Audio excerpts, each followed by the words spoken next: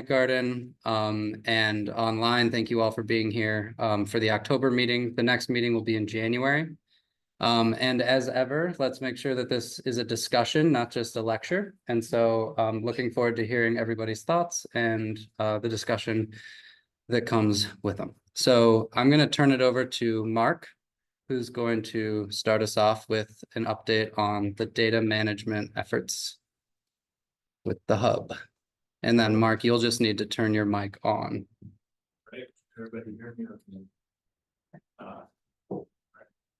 I'm assuming you can. So yeah, I thought I'd give a quick update kind of on the hub, obviously geared a bit more towards the Healthy Lands initiative. And so we can move on to the next slide. Yeah. Before I do that, I thought I should quickly put out a suggestion that everybody comes who can to the Chicago Wilderness Congress that's happening November, let's say 15th. It's covered up there. Oh, sorry. November 15th. Forgot how to hide this thing. And yeah, these are some slides from last year. It was, it's a great time. I think lots of really good networking happens. So please come out to that. We are doing a session. It's a little covered up there, but it says roll up your sleeves and start working at the hub. So what I'm going to talk about today is hopefully going to whet your appetite to want to come back and do more and see more. And so if you're able to make it to Congress to that session, what we'll be doing is sitting down in small groups, and if you can bring your laptop with you, do that. And we will actually be making, you will be making interactive maps, story maps, surveys. It's kind of choose your own adventure with different tables set up for working with the hub. So hopefully we'll get a lot of folks out for that. And then that QR is just to register and whatnot. So yeah, the hub is made up obviously of the 7 different key initiatives, and I'll be touching on a few of these just a little bit, but obviously managing healthy lands is our focus today. We can go to the next slide. And this, as you know, Chicago Wilderness is not only an organization, Chicago Wilderness Alliance, but it's also a really large geography. And so from a geospatial perspective, it's quite a challenge, right? To come up with really good data sets that really are covering the entire region, and then maintaining those and keeping them up to date is also challenging. So we've relied a lot in the past on interns to help us do some of that work. But increasingly, we're hoping that we can kind of put out a plea for all organizations to help us as much as they can. It's kind of like ask not what you can do for your country, but what so it's if you can help out by adding your data sets to the hub, you're just making that a better resource. And by using it and giving us feedback, we're just creating a better resource for folks to use. You can go to the next slide. So this is a URL to the site that will take you there, but it's just hub.chicagowilderness.org. And yeah, so there's a large repository. The 5 things that are kind of takeaways that I want you to know is that it's a really large repository of GIS data. We have about 160 layers in there right now, and that includes maps and things, interactive maps. You can go there, and this is one of the I think key things that folks don't necessarily know is you can create an account for free on the site, or you can use, if you already have an Esri account, you can register that account. And what that does is it gives you sort of direct access to all those GIS layers in the repository. And so if you're a GIS guru, sure, you can pull that into your desktop interaction, maps to work with. But you can also do a lot of that work online. And so we'll talk a little bit about that in a minute. There's also dashboards. So these dashboards are meant to track across those 7 initiatives, kind of how we're doing in the region. We don't have dashboards for all the initiatives yet. We have them for most of them. Healthy Land certainly has one.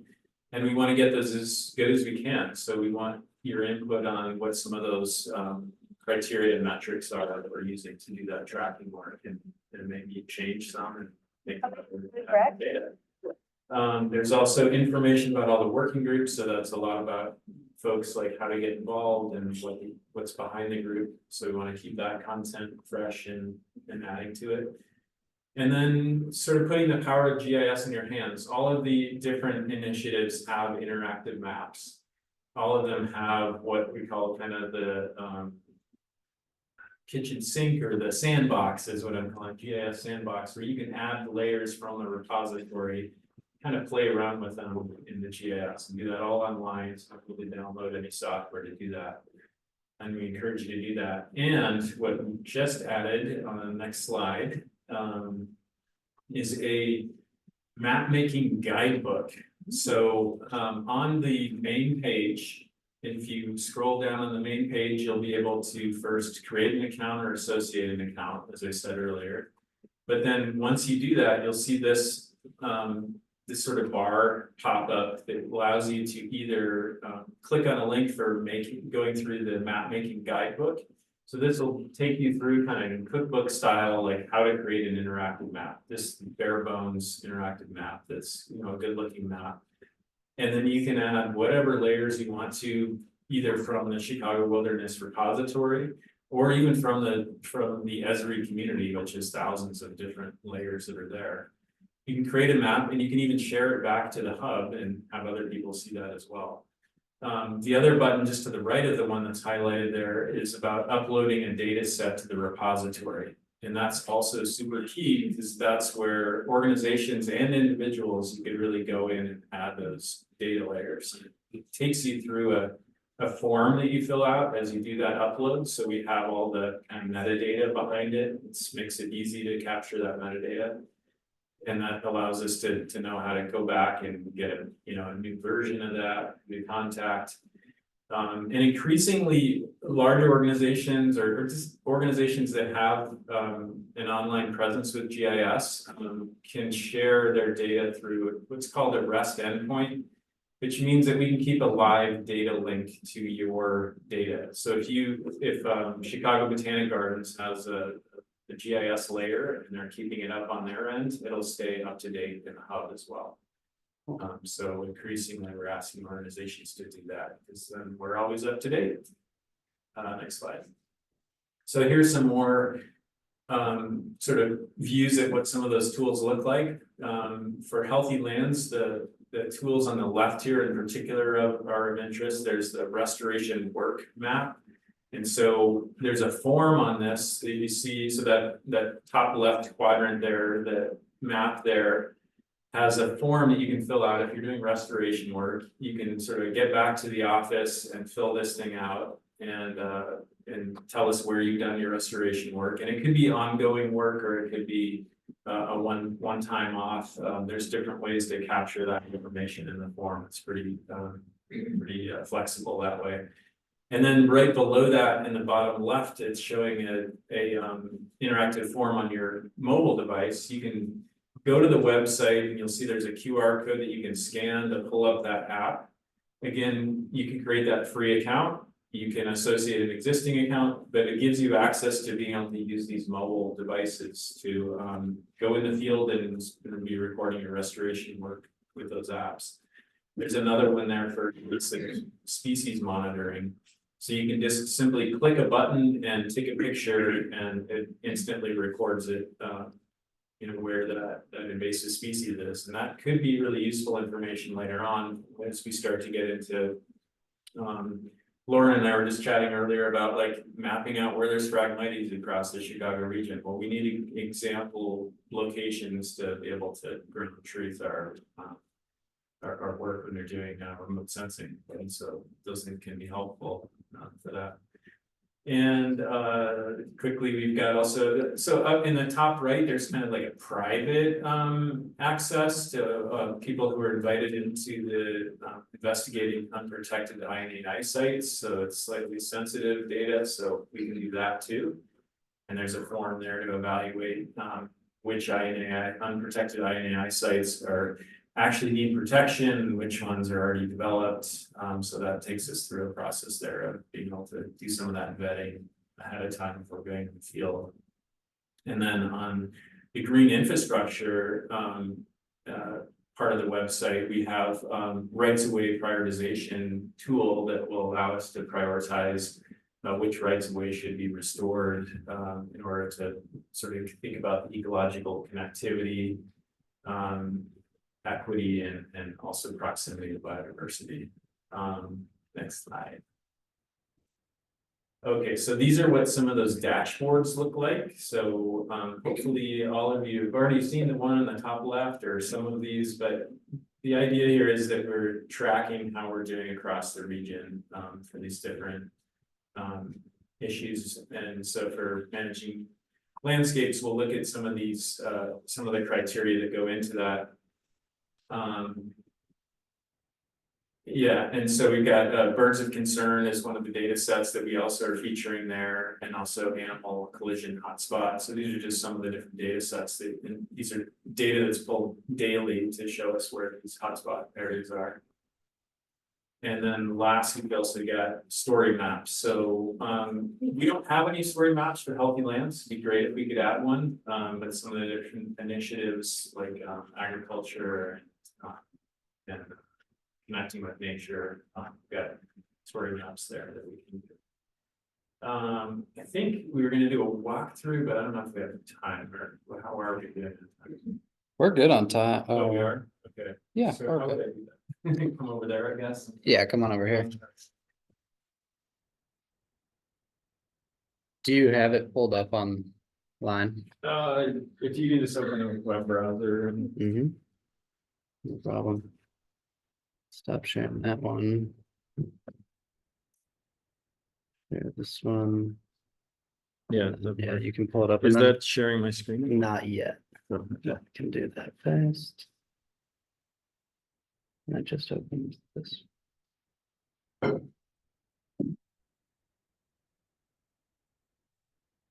Lake, is there a Google search bar on the screen?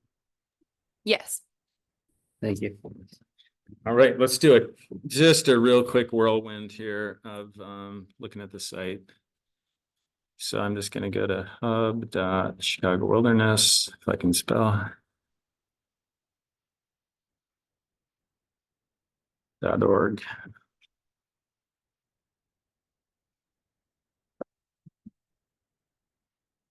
Okay, so as I was saying before, so this is the main page of the hub site. And when you scroll down for the first time, I'm not logged in. You'll see down here, create an account or sign in. So I'm going to click on that sign in button there. And so right here, it says like no account, create a hub community account. So you could click on that and fill that out. I do have an account, so I'm just going to use one of my community accounts.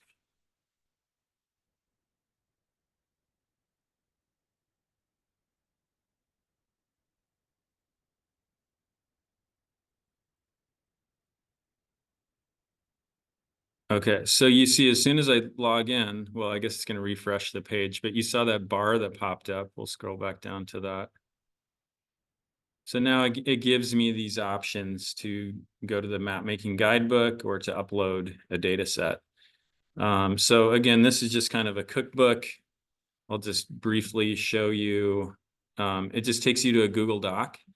If you want to like check off all the boxes of that you've done the steps, you could just make a copy of this page. But this is like a read-only access, and you just go through the steps here and it'll show you how to make a map that kind of looks like this at the end.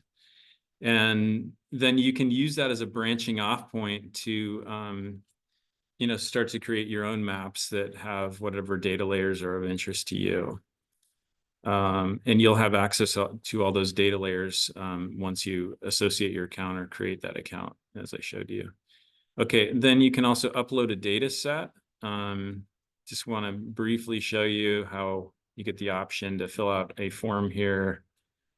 So it's just asking you for all your contact information, information about the data set that you're about to upload. But I just wanted to point out there's all these different types of things you can upload, a geodatabase, a shapefile, even a PDF. If you just want to upload a document, important document that doesn't have geospatial information, you can do that too.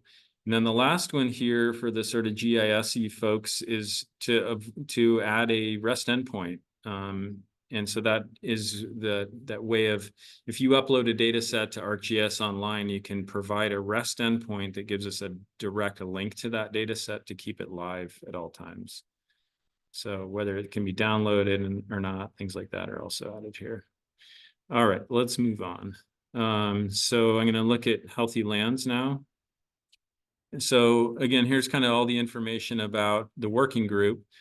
But if you go into the initiative and tracking maps, this is the map that's about to pop up here that is all about tracking. So it's like, how are we doing across the region?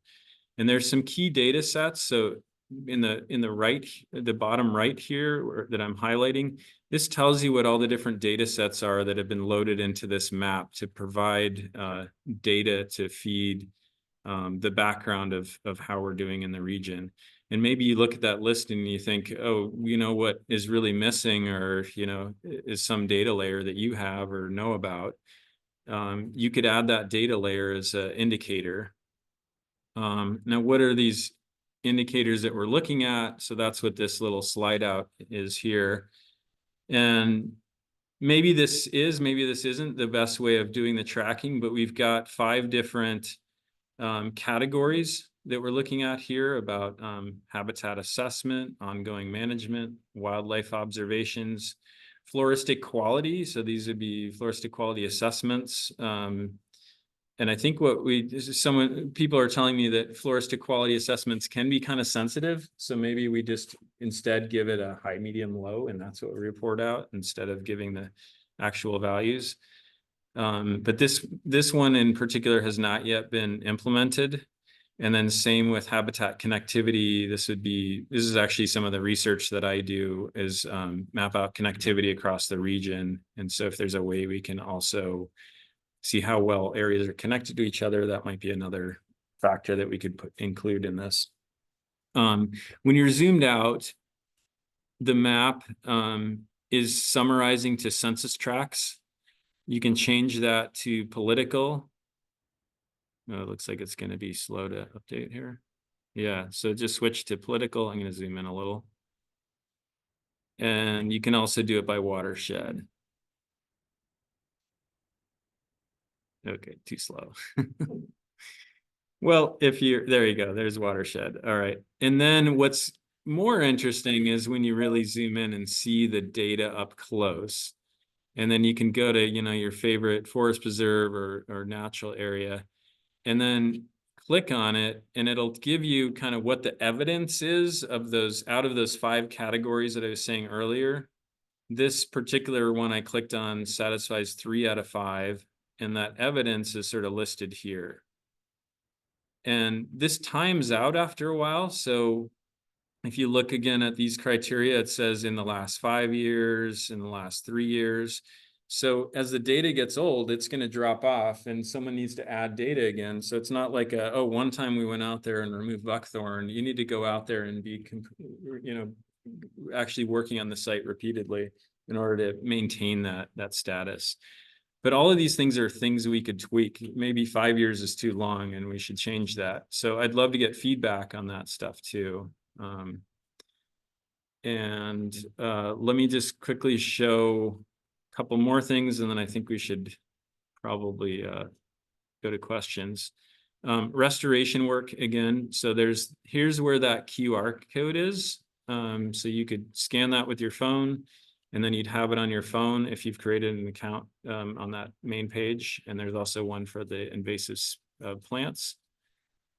And then again, you can fill out the form here in order to register where you've done restoration work.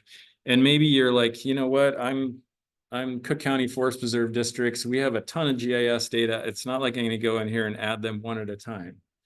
So then you're in that first category at the beginning of, I'm uploading an entire data set, and I'm going to call this an indicator data set. And then we can tie that directly into that previous map that's doing our tracking work.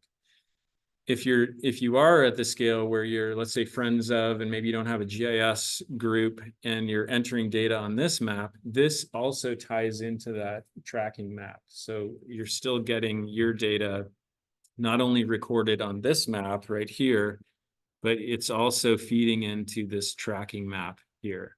So that's part of this data layer as well. I hope that makes sense to everybody.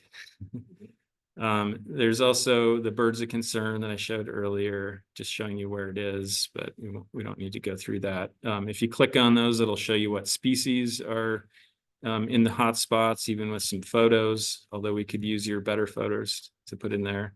And then lastly, there's the GIS sandbox. And one thing I'll just point out here is you can click on the plus and add additional data layers from the repository that are sort of already curated to this goal or initiative.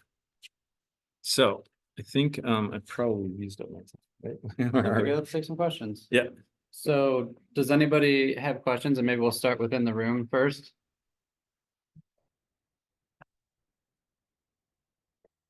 Well, I have a question for the whole group. And that is, I was intrigued by what Mark said about this group not having a story map.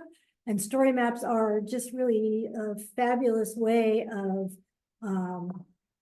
using mapping and other data, pictures, beautiful narratives, et cetera, to really highlight the work that's being done. And so I guess my question for the whole group is, if we were to think about putting a story map together, what should the focus for this group be? That's a big question. So I think, but I'll just put it out there. And if you have ideas, let us know. Thanks. Thanks, Patty. Does anybody else have any questions in here? Yeah, Ted, go ahead. Did the mic turn green? Oh, okay. Thanks, Patty.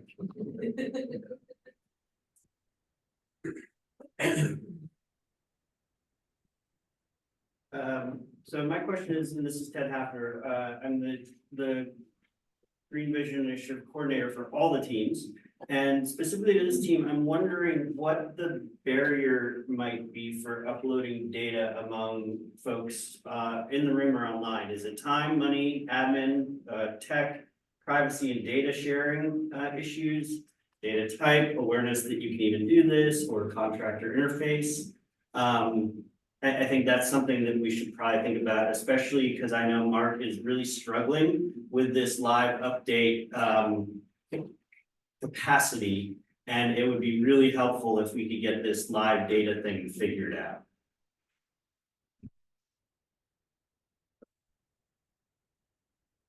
You can keep it on that side. I have this one. All right, thanks, Ted. Yeah, that's definitely. So Mark, is it helpful if people from the Alliance are uploading data so that you can start to see, of course, how it's working and where the hangups are and how to make it easier and reduce some of these barriers?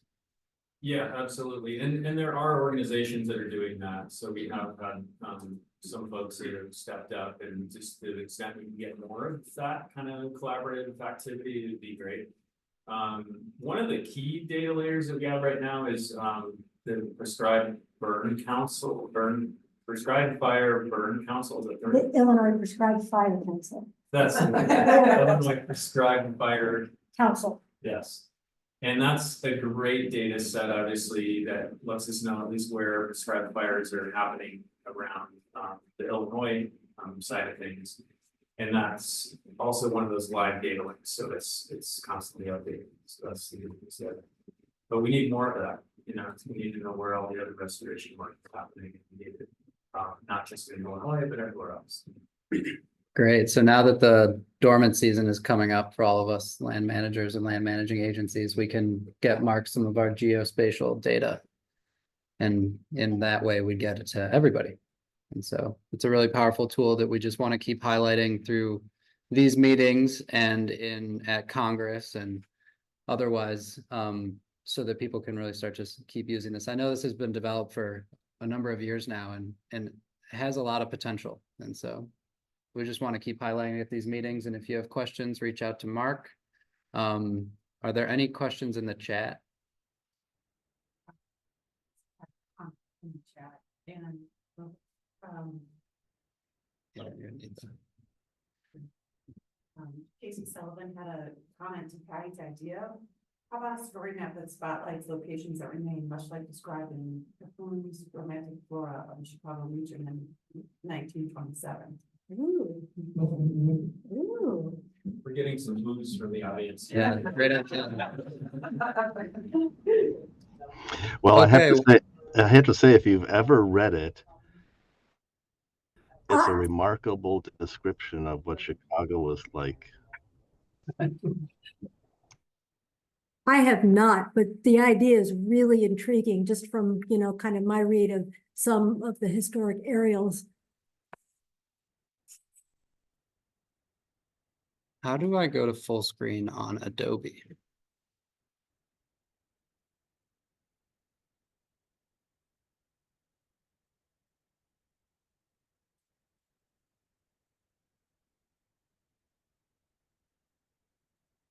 Never tried that. You, Oh, where's view? little lower. Thank you. Full screen. Awesome. we go. Aha. All right, tech savvy. Okay, so you can use you can do whatever you want. Yeah. Do you want to come up here? Or do you want to go from there? Great. Come up here. Yeah. Yeah, you don't have to ask me to change them. Cool. I have too many slides because I could talk about this for 400 hours.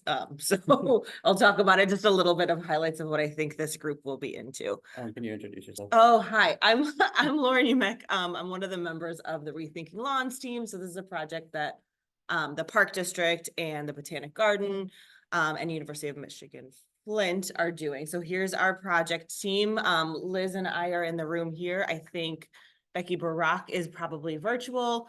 And then Becky Tonietto, who's at University of Michigan Flint, is not here. But our team sort of looking at both the ecological and ecosystem services value of existing lawns is part of our goal, but also looking at alternative lawns coming from lots of arguments or discussions I've had with the community as we try to restore more lands in the city over time.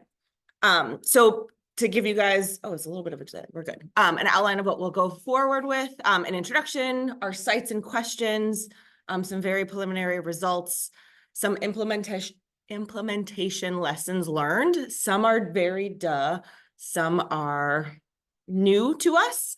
And then sort of our species review of some of the favorite species that we've been looking at in our project.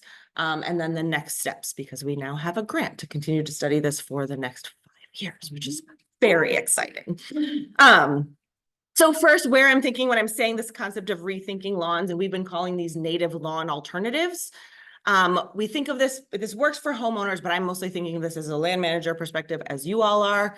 So when we're doing any kind of project, the default landscape choice is almost always lawn, especially in like park systems. And then the other alternative is natural area or prairie. There's a lot of places where we see that maybe we need something in between, like lawn is maybe too lame of a choice and we don't need active recreation, but prairie is maybe inappropriate. So what is there something that's in between a monoculture of non-native species and something that's tall and maybe not welcomed by all communities? So that's what we're looking at. And so where and why would you want some of these? So the places where I've been seeing this kind of come up as like, that's not going to work and that's not going to work. Are large open spaces that aren't used for recreation. So large spaces that were just put lawn because whatever. Large corporate campuses. I don't think that any of us necessarily manage those, but that's a lot of land. Again, that's just mowed grass for no good reason. Transportation corridors where there's high habitat potential, but there's maybe visibility needs in terms of safety. So along Lakeshore Drive and the Lakefront Trail is a key one for us. Borders or transition areas between native areas and lawn, where you don't want to just maybe have a clean edge, or maybe there's a place where it can be sort of scruffy.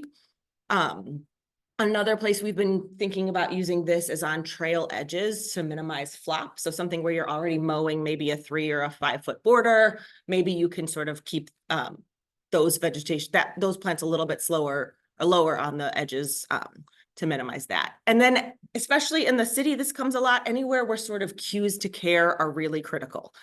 Safety, aesthetic concerns. I hear this a lot from community, like, great, I love butterflies, but can it just not be so tall or not so wild?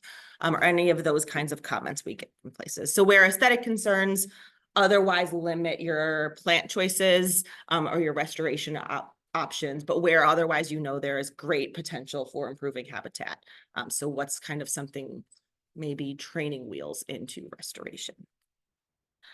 So our testing sites are in this region. There's also some in Flint, but sticking with the Chicago region, we've got a couple places where we've got controlled replicated experimental plots at the Botanic Garden, at Marquette Park, and at Uptown Natural Area. And then since this idea has sort of happened, every time there's new projects, my colleagues and I are like, oh, this sounds like a good place to try it. So places where it's not controlled or replicated, but it's maybe our favorite species at the moment in some combination. The first one is at Jackson Park, and that's actually the oldest and arguably maybe the first installation of a sedge lawn, because it was put in at 2015, and we needed to make that lawn-like for historic preservation reasons. We have one at Horner and California Park, which is at Irving Park and the Chicago River. And then a brand new one at the Adler Planetarium. And again, now that everyone's into this, they're like, we'll plant more and more all throughout the city as we do more park development. So the questions we're asking with this project, we're first looking at some diversity of species, relationships of diversity, and some of the ecosystem services. How do they support pollinators, stormwater, carbon, all of that stuff. We're looking at implementation, seeds versus plugs. Seeds are not going so great. They take way too long. And in the city, people are not patient. And then the other key question we're sort of looking at here is which dominant grass. There are and I'm saying grass, and I'm probably going to say grass, I mean graminoids. There are so many sedges and rushes and grasses we can choose from. And if we're talking about replacing Kentucky blue, annual rye, and fescues, what are our menu of not hundreds, but maybe we can narrow that down to a dozen or so. So just going to go through a couple of the sites we've got. We can actually walk over, those of you that are here, and check out the plots of the Botanic Garden. We've got the full suite. The way we were addressing some of the questions at each site was based on what each site would consider in their menu of landscape options. So at the Botanic Garden, we have, actually, I think my next photo will show that, a combination of low-growing fescue grasses as well as existing lawn. They're really interested in understanding the use of clover, or what I see on social media, micro clover, which is clover with good marketing. This concept of a native lawn that we're sort of looking in through, or a native so the native lawn being our native combination of rye, fescue, and bluegrass. So combination of different sedges and grasses, a native mini meadow. And again, this is something we're thinking, like, can you replicate a weedy lawn? Your dandelions, your chickweeds, your violets, your creeping Charlie, what you would typically find in a weedy lawn. Is there a native answer to that? And then generally a prairie. Like, is this middle ground even worth exploring? Should it just be lawn or a prairie, and don't even bother with something in the middle? Hopefully something in the middle works, but we're scientists and we have to recognize that our hypotheses could be rejected, and there could be nothing. So that's what the different test plots we have here at the garden. At Marquette Park, this is similar. So this is near Midway in Chicago. We have similar test plots, but no microclover, because that's not something we would ever really consider. But we've got a couple different combinations, including this one just up from the grasses, which is just pussy toes and prairie smoke. We didn't have great survival, but I'm really excited. Like, what if it's just short, adorable flowers everywhere? So these combinations of diversity, what combination of forbs to graminoids, how well do they establish, all of that sort of thing. At Uptown, the key question we're looking at here is which dominant grass. So the replicated plots here have 12, I think it is, main grasses that make up about 80% of the coverage, and they're grown side by side as plugs and seeds. So which of these grasses are well accepted by folks, or are they accepted? How well do they do in a monoculture? We know these sedges, how they grow in nature, but we've probably never seen them in a 10 by 10 foot plot all grown together. So how do they behave? How do they behave well with forb friends, and how do people react to them? So those are the key questions we're asking at Uptown. And then at Uptown and Marquette in particular, we have quite a bit of interpretive signage to talk about what we're doing as people walk through that site. And then we also have interpretive signage on why we're doing it. So some of the measurements we're doing with some are interns and our own folks are looking at actual biodiversity cover, the plants that are going in there, ecosystem services wise, we're looking at carbon storage, stormwater infiltration. We're going to be adding temperature to that. And we also have pollinators as something we're measuring. And again, at Uptown only, we do have an option for people to provide feedback. So this first question is borrowed from Nicole, who I think is Nicole Machuca, who I think is virtual. So first, that temperature testing, do you even like this to begin with? So if all of your answers are salty after that, we know it's because you hate it, or do you already love it and you're just excited to tell us stories? So which kind of grasses do you prefer? Why do you like them? Which forbs do you prefer? Why do you like those? And then for our demonstration sites, the first one we put in was Jackson. So in 2015 is about 80% Carex pennsylvanica. And then I think in a second, I have another photo. So still, this is an interesting management conundrum because the species that are coming in here, we're seeing a lot of natives, but they're taller. And so there's this question of like, is that okay? Do you pull it?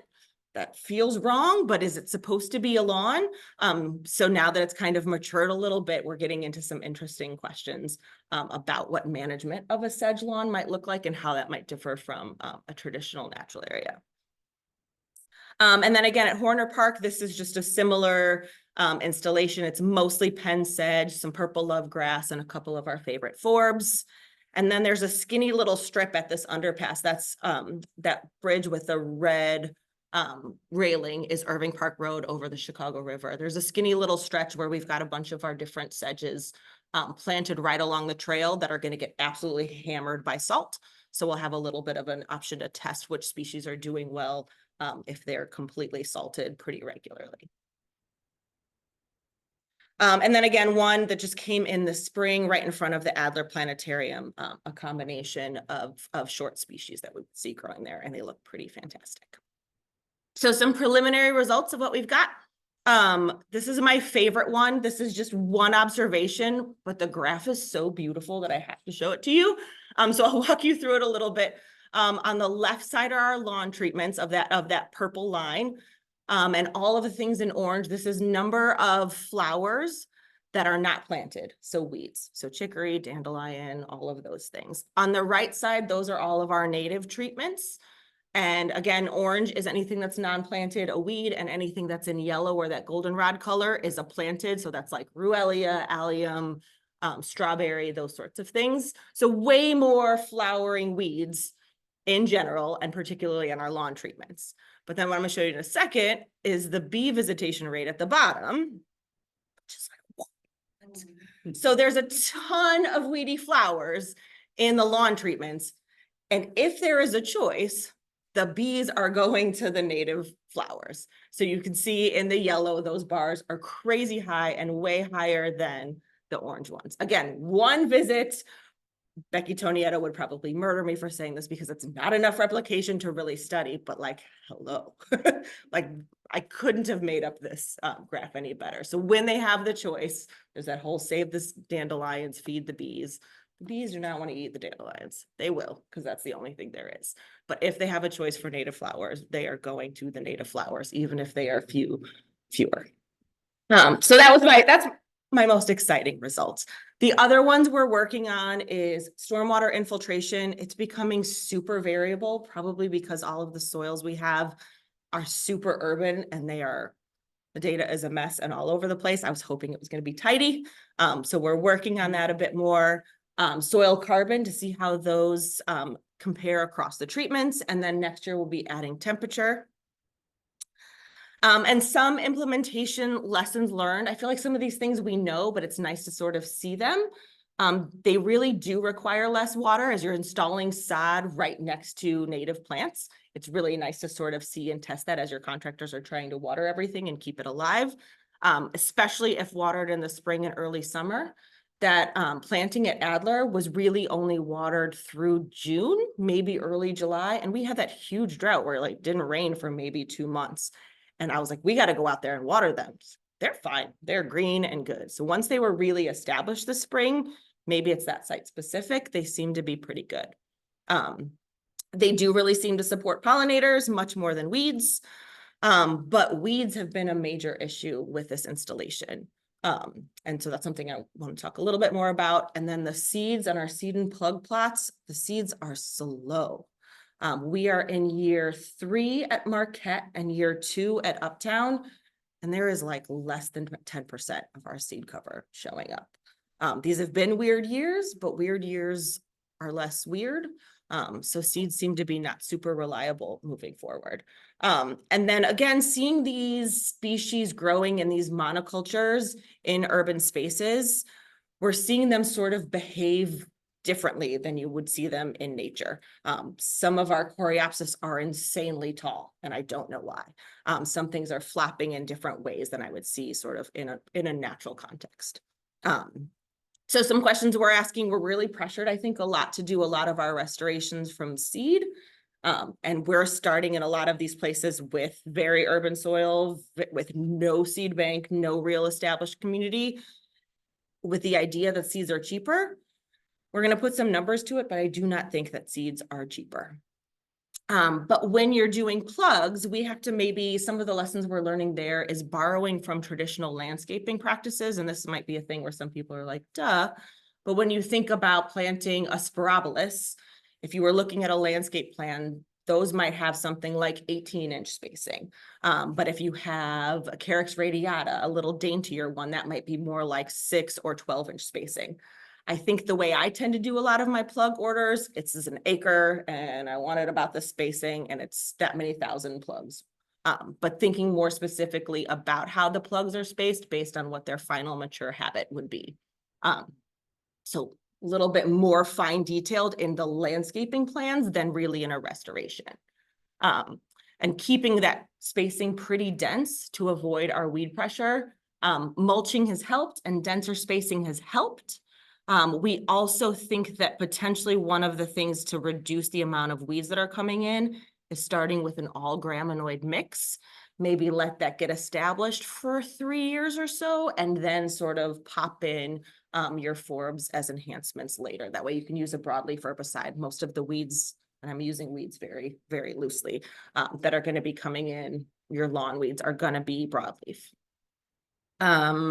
Site prep, really important here.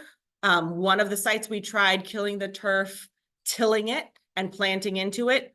Do not do that. You just basically brought up the entire seed bank, and lesson learned. We could have done that and maybe herbicided again and then done it. We've had the most success where we've killed the turf and planted into the existing dead turf, like you see here at the Botanic Garden. That dead grass sort of served as a little bit of a mulch and helped us quite a bit. So some of our favorite plants to go through. So here's your typical ones, your Kentucky bluegrass and your ecograss. These are from the Botanic Garden. Ecograss is Prairie Moon's sort of name brand for these low grow, no mow, non-native fescue blends that people are very into. The Park District is very into it. I was like, but they're not native. Are we sure that they're actually that great?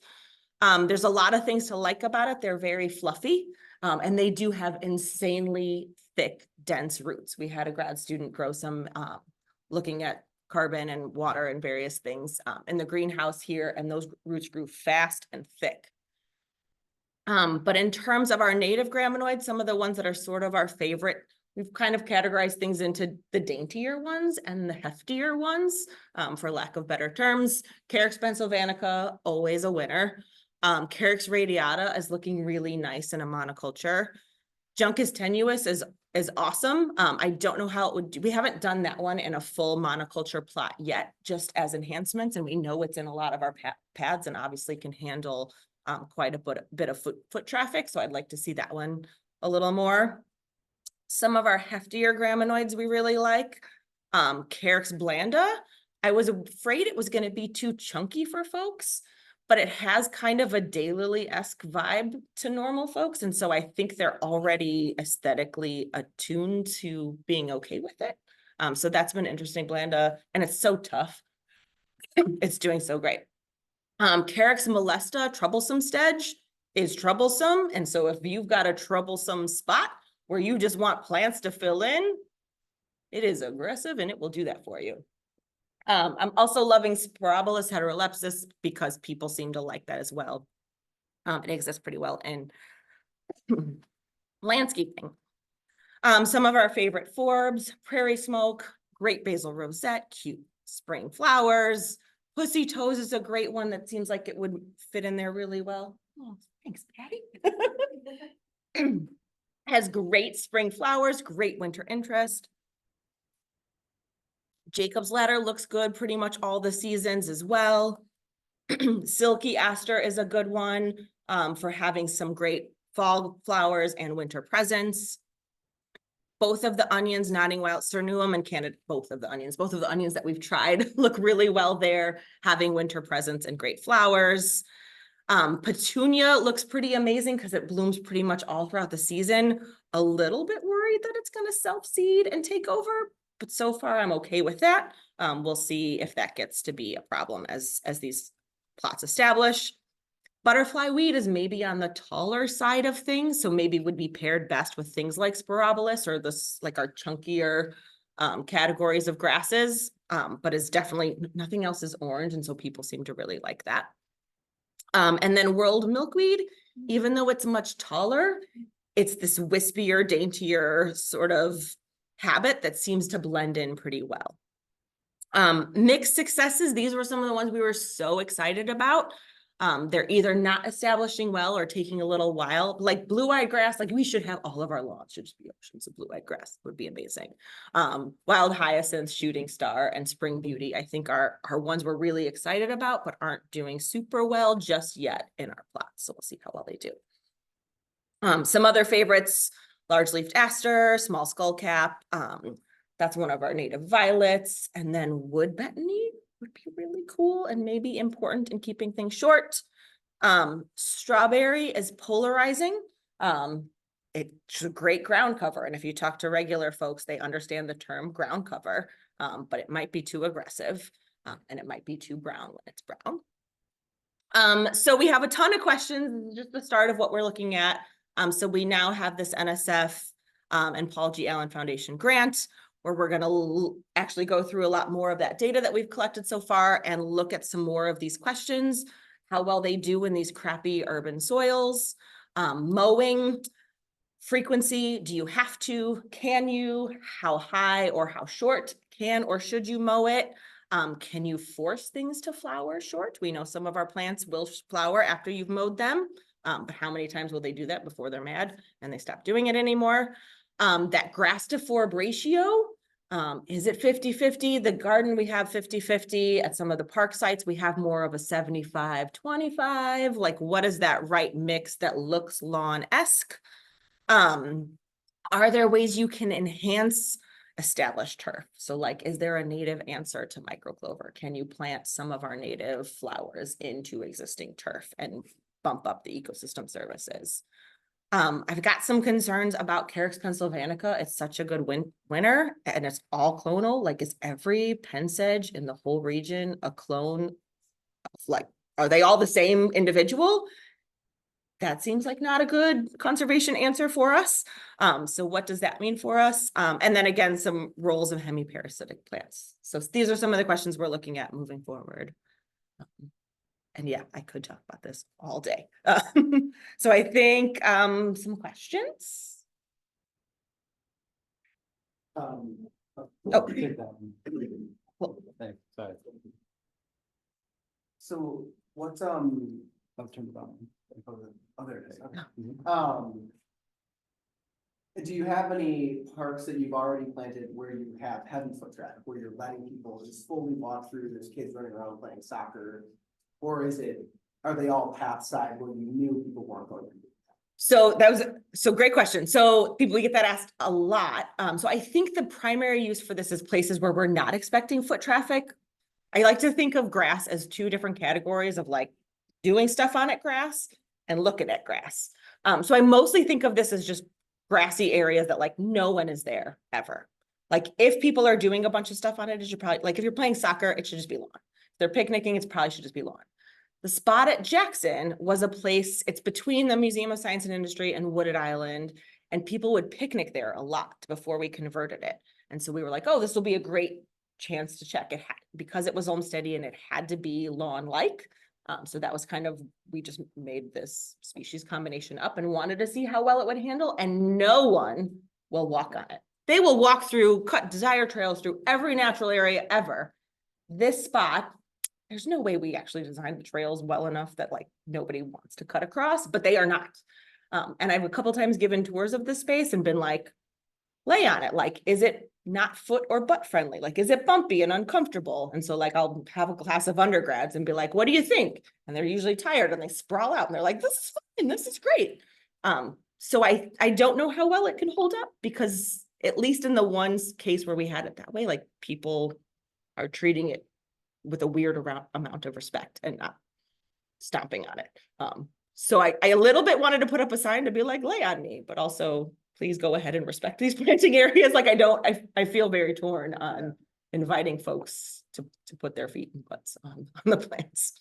But I think that's going to be a cool thing to look at, is some of those places. Could they handle, like, could it be an extended lawn area where like maybe there's a weekend festival, two weekends a year, but most of the time it's fine. Like, to what degree can these plants handle impact? We should probably move. To Yeah, one. thanks. Do you want to ask a quick one? Okay, yeah, we'll be in person. Thanks. All right, thank you so much, Lauren, and everybody in the Rethinking Lawns team. We've all been waiting our whole lives for that, so thank you so much. All right, quickly, I'm gonna skip over the conservation herbicide update in for time. There is not a huge update. There was one call with a couple of stakeholders and the Department of Ag who said it would be really difficult to get a conservation herbicide license in the state of Illinois. Wisconsin has one. Why can't we? We asked that question. They said it would take administrative rule changes and it would take legislative efforts to change it at this point. The state of Illinois Department of Ag, and if anybody on the call is from the Department of Ag, they were saying that the goal was to get a test that covers all of the industries in the state at a minimum, to provide some information about laws, get people to read laws, labels, and crunch a couple numbers. And they said that they're getting so many requests from specialty groups, from the cannabis industry, from the conservation industry. These were the main topics of discussion about how everybody is asking for a specialized test. And if you know the state government, they don't have infinite resources to do everything that everybody wants. So they feel really good about where the test is right now. If we as a community want to change it, we will have to work really hard on it, and we should tackle that in the future. But I'm not going to take any questions on that right now, because I think there's a little bit more information that we need to gather before we can answer questions. But that was the gist of the last conversation that happened in terms of a conservation herbicide license. So next I wanted to ask if Jim Anderson is on the call.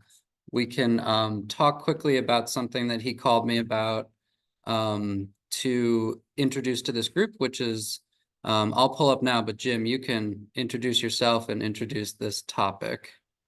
Yeah, thanks, Matt. I'm sorry, I got a little bit of hoarse voice. It's up at the Packer game.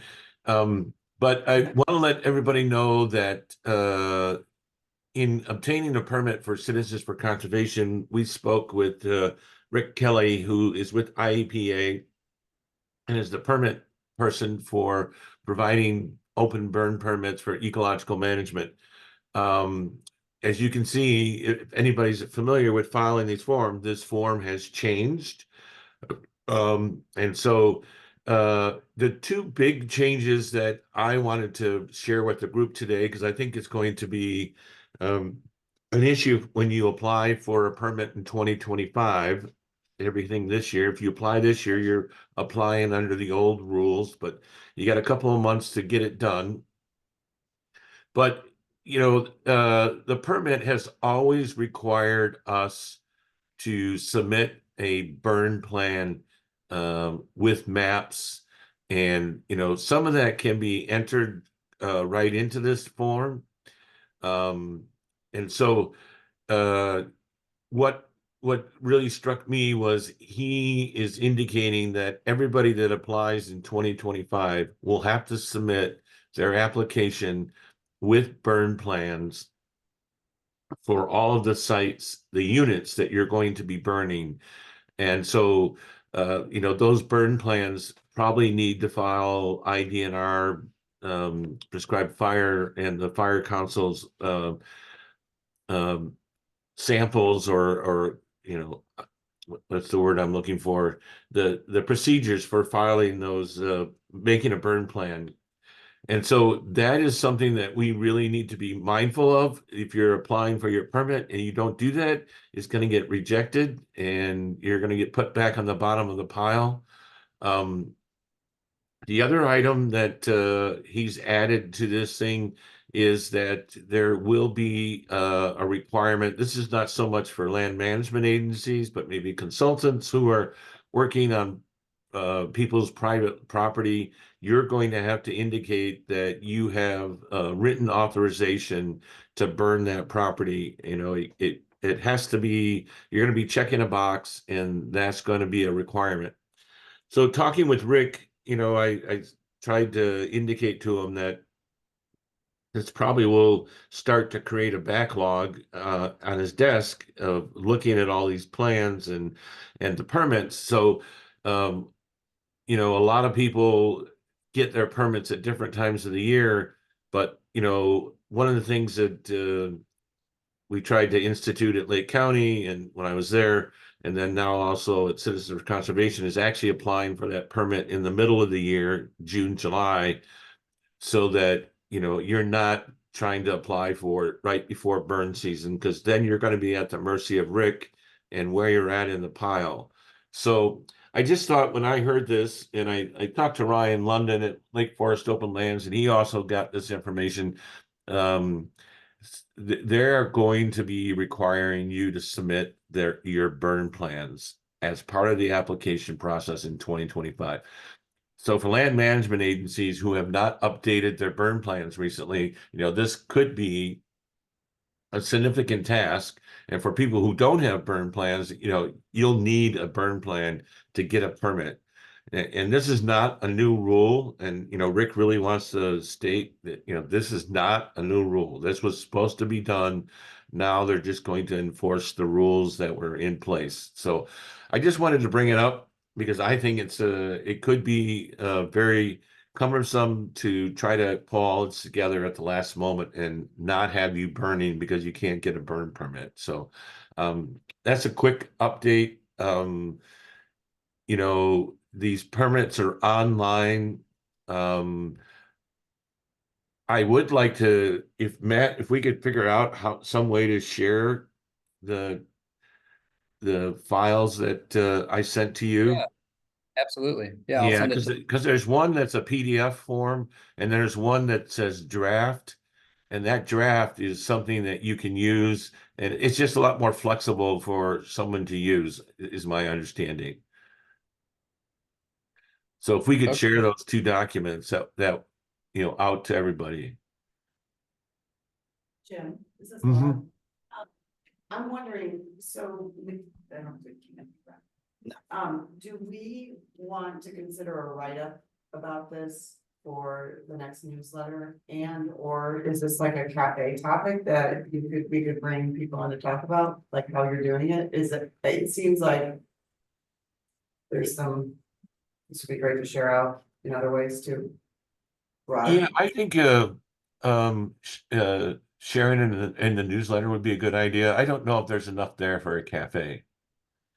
And if you start talking to Rick Kelly, he's never going to be quiet. So I don't think he's a great cafe speaker.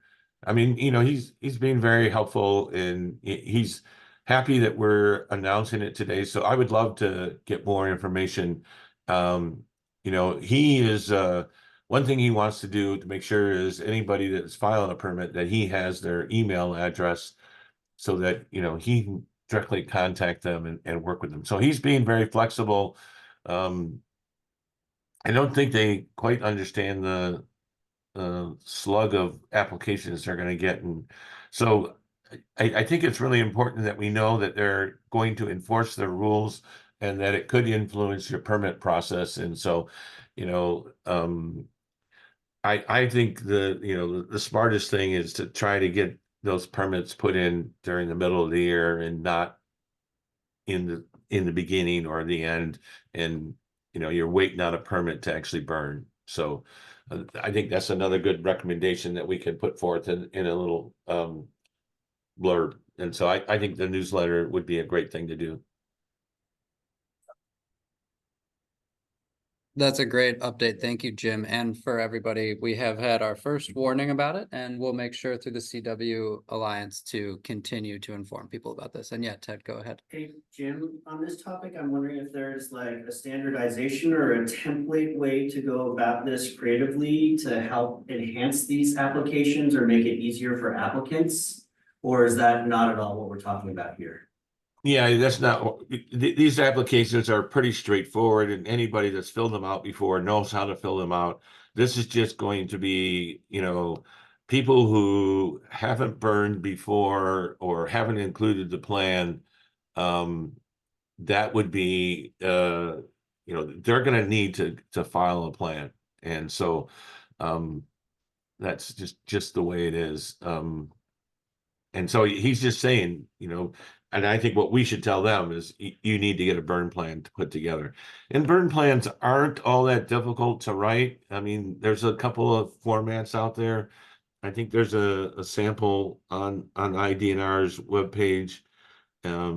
Possibly the prescribed fire council could play a role augmenting this. I probably will talk to Bill Kleiman and let him know that this is happening. I think he probably already knows, but I just think that would be the way to try to help people.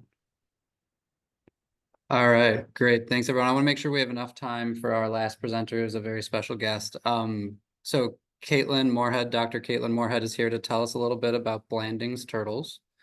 And we can follow up on all of our topics of discussion through CW, and I'll make sure that Laura and I are finding a way to make sure we can all get our questions answered.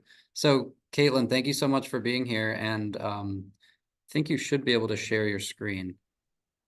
All right. Hang with me for a minute. I'm the young person that's not great with technology, so let's see if I can do this. And thank you, Jim, for that really important update, because burning is such an important part of habitat management, of course.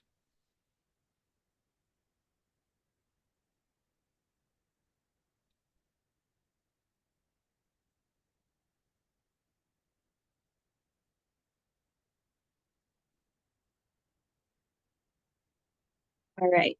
Are you seeing just my slides here? Yes. Yes, we are. All right. Yeah, hopefully everybody on, you're seeing it there, is seeing them too. Great. Accidentally put myself back in Zoom. All right. All right. So I am Caitlin Moorhead. I am a vet that's at the University of Illinois, and I work in the wildlife epidemiology lab. So I'm going to talk to you about Imidomyces testavorans, an overview, some treatment trials that we've been doing in Illinois. So quick overview, this is a fungus that is closely related to a couple other reptilian fungal organisms that we've seen in snakes, bearded dragons, other lizards. And this is a keratin-loving fungus of freshwater turtles. So that's actually what the name means, is shell-devouring fungus of freshwater turtles. It is largely uncharacterized so far. This is a fairly recent discovery. We find fungal DNA in lesions, but there has not been a experimental causation trial yet. We have had some problems finding negative turtles to do an experimental trial in. But the fungal DNA and organisms you can see are associated with some pretty significant shell lesions. It's been seen in wild turtles in multiple states, Washington being the biggest of those. Northwestern pond turtles have been pretty significantly impacted. Apart from wild turtles, actually most of the time we see this in managed care settings. So like zoos, aquariums, head starting facilities, which is what I will be talking about. So host species, it's been discovered in over 60 species of mostly aquatic turtles so far, one tortoise, which is in green. All of these species listed were from submissions to the zoo pathology program. So this is a biased data set. But everything in blue is actually a captive turtle, and the red species are the only wild turtles that this has been found in. So some epidemiology in Illinois, which is what we all care about. We did a pretty widespread survey over several years of free-ranging turtles in Illinois. You can see the map on the right, which species we looked at. 835 turtles. We found it in less than 2% of all free-ranging turtles, and only in Blanding's turtles and red-eared sliders. And I believe it was like 3 Blanding's turtles and I forget how many red-eared sliders, but only 1.6%. However, in our captive Blanding's turtles in Illinois in 2022, through some routine surveillance and health assessments of these head starts that our lab does, we did find a pretty widespread outbreak of this fungus. After we first identified, there was really widespread testing throughout captive head starts in Illinois. 743 turtles were tested in a group setting. So we tested the water from their enclosures, and we found a 52% prevalence. So quite a big difference from what we're seeing in wild turtles. Obviously, this is a problem if we're seeing it in captivity and not in the wild. We don't want to release these turtles. So what does this actually cause? This fungus is associated with pretty significant shell lesions. So we can see like ulceration, pitting, which is in the top left, bone exposure, which you can see in the top right. In our Head Start Blandings, most of what we see is this bleached discoloration. So the bottom left is one of our Head Starts. You can see, I don't know if you can see my pointer, but all of these areas are not the color that they should be. And then another one of our Head Starts on the bottom right, sometimes we can see these more ulcerative lesions. We can also see thickening of the scute margins, and then they get these really impressive nodules that can protrude into their coelomic cavity as well. And I have a photo of that right here. So on the top right, you can see a cross section of a turtle shell. And this would be one of those nodules that you can see the like ulceration at the top on this one. So that one you would be able to see on the surface, and this whole nodule should not be there. Interestingly, this top one does not have any signs that you could see externally. So you can't always see where these lesions are. On the top here, A through D is an example of a Western pond turtle that had a 13-year progression of these lesions. And then on the bottom is one of our Blanding's turtles. This is a 1-year progression. Okay, so we've identified that this is a problem in our Head Start turtles in Illinois. Obviously, we halted release and developed 4 goals for management of this. And I am going to mostly touch on numbers 3 and 4. So improving detection and developing treatment options. All right, so improving detection. To do this, we looked at a couple of different ways to diagnose this fungus in 90 Blanding's turtles. that were both identified as positive and negative in the original outbreak. So exams, a CT scan, qPCR testing of a couple of different samples. And then we used some latent class modeling to figure out which one of these might be best without having, you know, like a gold standard reference to compare these two. So the main takeaway from all of these numbers, we recommend COSS swabs. So that is a combined swab of the oral cavity, the cloaca, and the shell. So one swab sample all of these sites. That had the highest sensitivity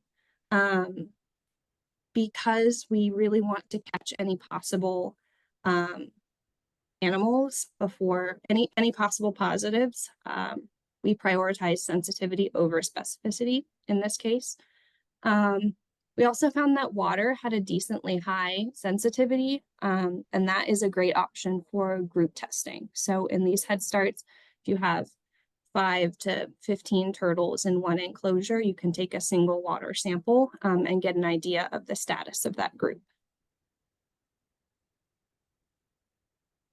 So next, we have our treatment trial. And before I even go any further on this, I want to give a really big shout out to Gary, Catherine, and the rest of the Lake County Forestry Preserve staff for really taking on a lot of work, taking care of all of these animals in the treatment trial, doing all of their daily care and treatment. So big shout out to them for this. So we've identified a couple hundred positive turtles. What are we going to do with them? We're going to learn how to potentially, you know, treat this. Can we cure them and release them? You know, we want to learn as much as we can with these animals while we have them. So we developed 7 treatment groups with a control group, and then environmental treatments, antifungal treatments, and combination therapy, so environmental and antifungals. Terbinafine is the antifungal that we selected based on some previous like MIC data. So in the first year of the treatment trial, all the turtles were monitored weekly with physical exams, noting things like shell discoloration, any other lesions, changes to their attitude, things like that. We took water samples every 2 months to do qPCR, and then individual turtles were swabbed every 6 months.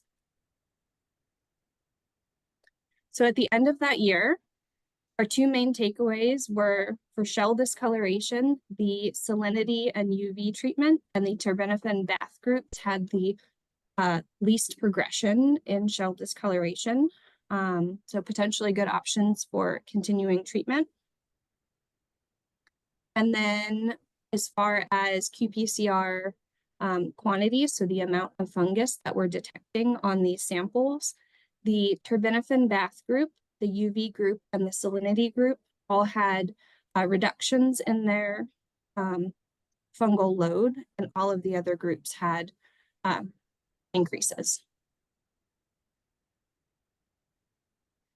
Our results after the first 12 months, 26 out of 30 of the terbinafine bath turtles were actually negative for this fungus, and 100% of turtles in all of the other groups tested positive. These turtles, a subset of them were necropsied and had consistent lesions, and fungus was able to be cultured from all of them. So this is still, you know, live fungus affecting them, not just residual in their shell. Okay, so after we learned that terbinafine bath, maybe some salinity and UV are the good options, we decided to take this a step further, go into a second year of this treatment, combine all of these treatment options and see if we could get quicker, better treatment. So we have 15 turtles that we left in just the terbinafine bath. These are turtles that were in that terbinafine bath group in the first year and were negative, so we just kept them in that group. And then 45 turtles were moved into a salinity and terbinafine bath group combined. We continued treatment in all of the turtles until turtles got 3 consecutive negative tests that are 1 month apart. At that point, we would discontinue treatment, do water samples of the whole tub at months 1 and 2 off of treatment. And then if they were still negative at that point, months 3, 6, and 12, so every 3 months, we would do individual turtle swabs. And the choices for swabbing versus water testing is really just a cost thing. It's a lot easier to test 15 turtles with 1 water sample than it is to swab all of them. It can get quite expensive. So we found overall the terbinafine bath plus salinity treatment decreased the time to the first negative that we found. Compared to in the first year, just the bath alone. With the bath alone, we saw our first negatives at the 12-month mark. At the 6-month mark, everyone was still positive. In this combined treatment, we had some turtles becoming negative after only 3 months of treatment. So that's really promising. This last month, we just finished the whole 2nd year of this trial. And at that point, 51 out of 60 turtles were negative. 16 of those were still on treatment. So they've had 1 or 2 negative test results, but not the 3 required to discontinue treatment. 35 turtles are off treatment and negative, ranging anywhere from 3 months off of treatment to 9 months off of treatment. So a good portion, I believe, 24 of the original 26 negative turtles have been off of treatment for 9 months and are still negative. We have seen some relapses, unfortunately. This is not something we didn't expect. It is something we see with treating snake fungal disease, which is closely related to this. So we are still working on figuring out like a good monitoring program for those negatives to ensure that they stay negative. Okay, switching gears. The last thing I want to talk about is our disinfection study. So obviously the best treatment and the best cure is prevention, right? So with this being a very time-consuming and difficult thing to treat, we really want to just prevent the spread of it. So one of our vet students, Nick, spent a whole lot of time making a ton of plates in order to test the efficacy of different disinfectants against this fungus.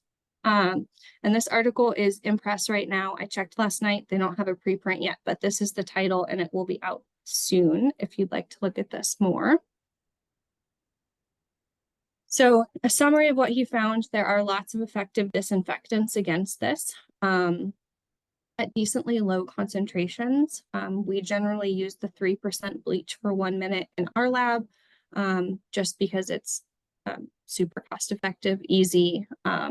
But there are lots of other options that you can use, as well as some ineffective disinfectants. For example, Burcon S is commonly used for aquatic species, and that one we found was not effective at this concentration. There are some pathogens that higher concentrations of Burcon can be effective against. So that's something that we might look at in the future. But at the standard concentration, it does not work. Okay, so in the future, we really need to fulfill Koch's postulate. So doing that controlled infection trial to prove that this organism causes this disease. Further characterize the epidemiology, do more morbidity and mortality studies, long-term treatment and efficacy data. So continuing to monitor these turtles that we've treated and see what happens to their disease longer term. and then continuing to improve diagnostic strategies for these turtles. Okay, I want to thank all of my funding sources. There is a lot of them. And thank you all for listening and inviting me to be here today. And if we have time, I'm happy to answer any questions. Let me get back to the video so I can see y'all. Thank you so much, Caitlin. It's fascinating. And yeah, let's open it up to questions for a few minutes if anybody has any. We have Caitlin here now. I know we're a little over time, but if anybody in the room has any questions. You can Oh, also great. pop my email in the chat if people want to email me later. Oh, great. Awesome. And then Becky, do you have your hand up? No.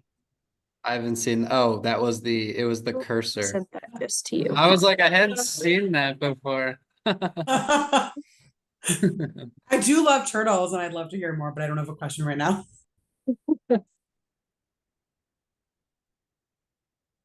Okay, well, yeah, go ahead, Mark.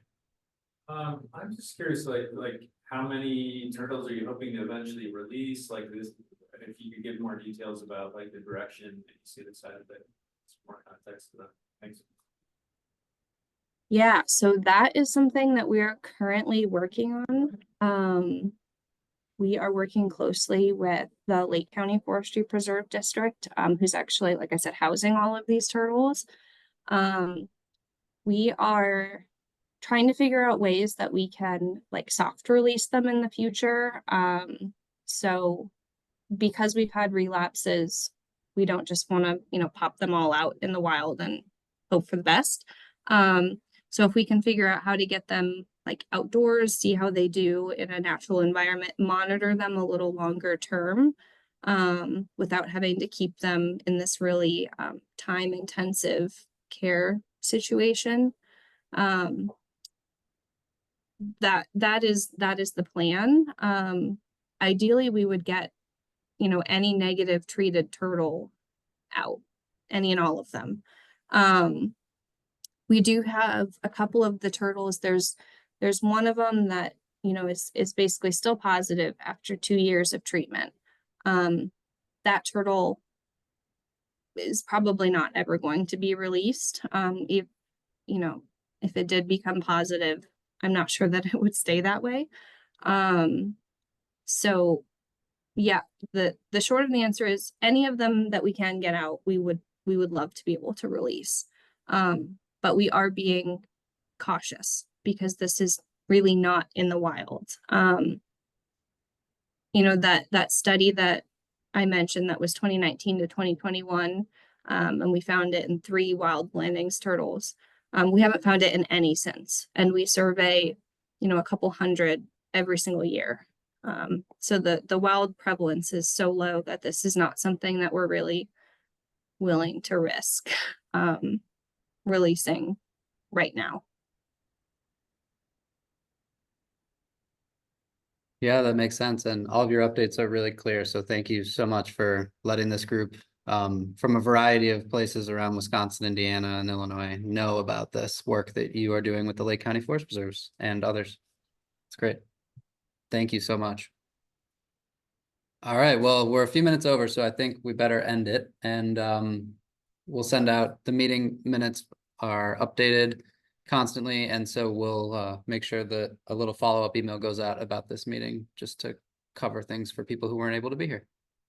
So thanks all for being here today. And we'll see you sometime soon. And the next meeting is in January 2025. But again, Congress is November 15th in Indiana, in Hammond, Indiana, at Purdue University Northwest. But there will be more emails about that, of course. All right. Thank you all. Goodbye, everybody. Thanks, Lake.